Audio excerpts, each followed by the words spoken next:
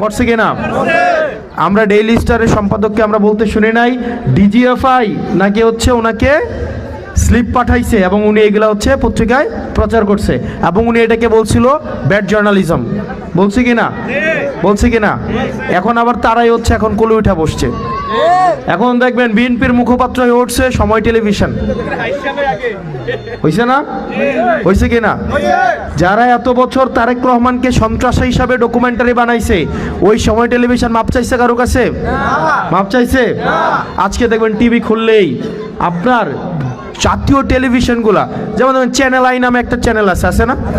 আমার এই টেলিভিশনগুলো দেখতে পারে না। আমি স্পষ্ট কথা বলে ফেলি, সহজরি।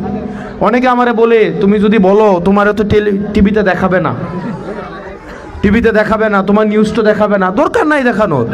জনগণ এখন সাংবাদিক হয়ে উঠছে কিনা? জনগণ এখন মিডিয়া হয়ে উঠছে কিনা?